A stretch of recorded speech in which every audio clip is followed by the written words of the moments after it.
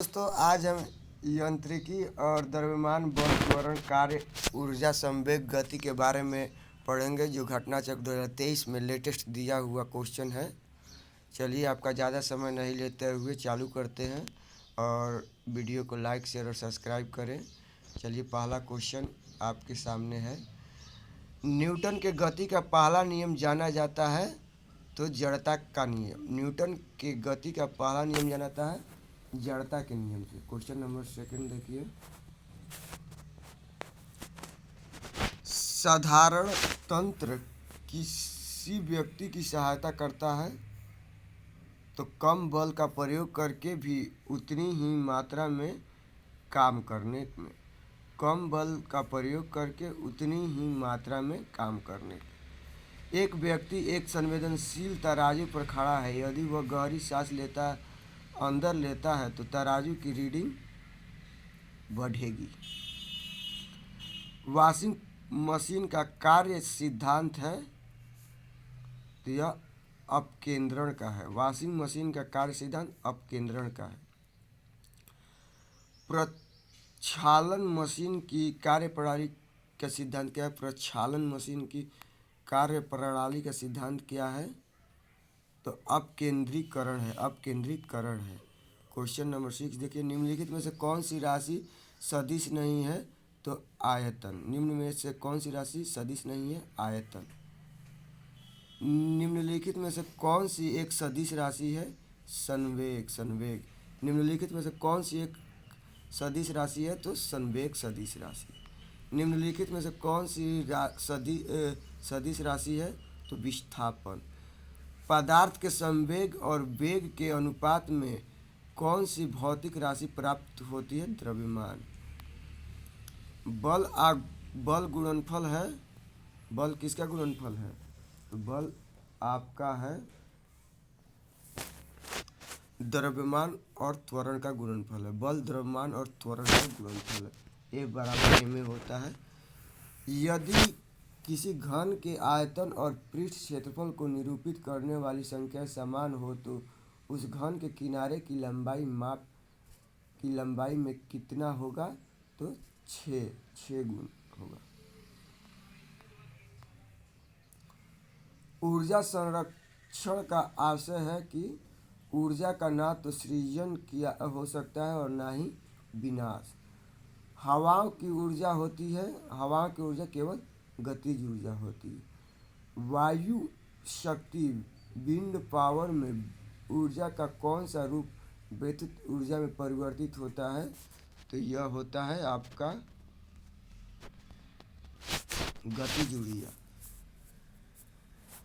एक ट्रेन जैसे ही चलना प्रारंभ करती है उसमें बैठे यात्री का सिर पीछे की ओर झुक जाता है।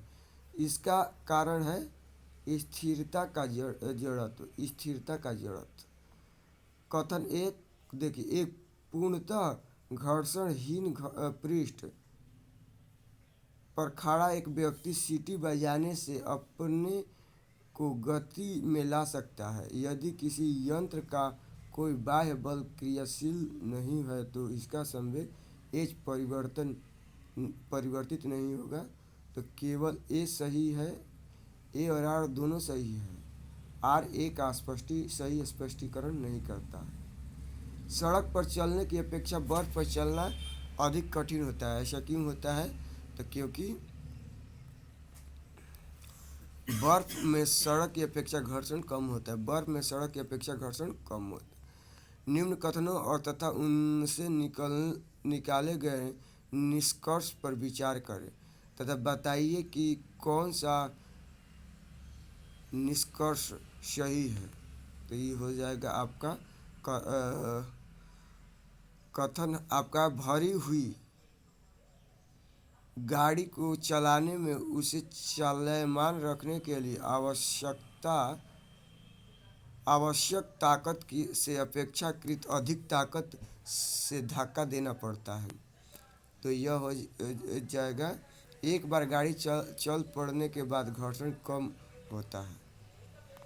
एक मनुष्य स्थिर नाव से 5 मीटर प्रति सेकंड की चाल से कूदा और नाव 5 मीटर प्रति सेकंड की चाल से खींची। बताएं कि नाव का द्रव्यमान मनुष्य के द्रव्यमान के कितना गुना होगा? तो 10 गुना होगा।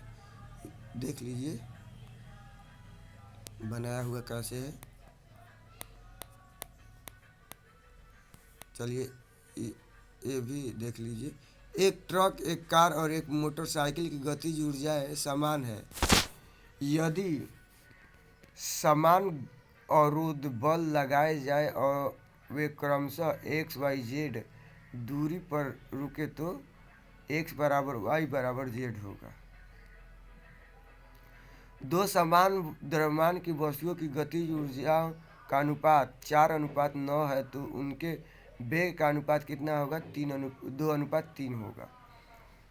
चलिए देखिए आगे का क्वेश्चन। एक व्यक्ति कार में जो विराम में बैठा है, सड़क से कार के 4 पहिए में से प्रत्येक पर प्रतिक्रिया आर है। जब कार सीधी समतल सड़क पर चलेगी तो अग्र पहिए में प्रत्येक पर प्रतिक्रिया में क्रिया परिवर्तन आएगा, तो यह आर से कम होगा। तेल में अधिकांशतः भरा हुआ तेल एक कार टैंकर समतल सड़क पर आगे की ओर एक समान त्वरण से जा रहा है। तेल का मुक्त पृष्ठ क्या होगा? तो यह होगा क्षैतिज से इस प्रकार अनंत होगा कि पिछले सिरे पर अधिक गहराई होगी। निम्न कथनों पर विचार कीजिए। तो इसमें कौन सा कथन सही है? तो बाहरी पहाड़ी यहाँ पर उल्टेगी।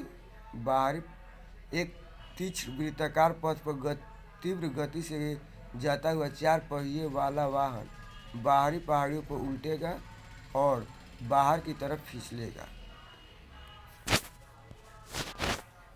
त्वरण ज्ञात करने का सही सूत्र क्या है?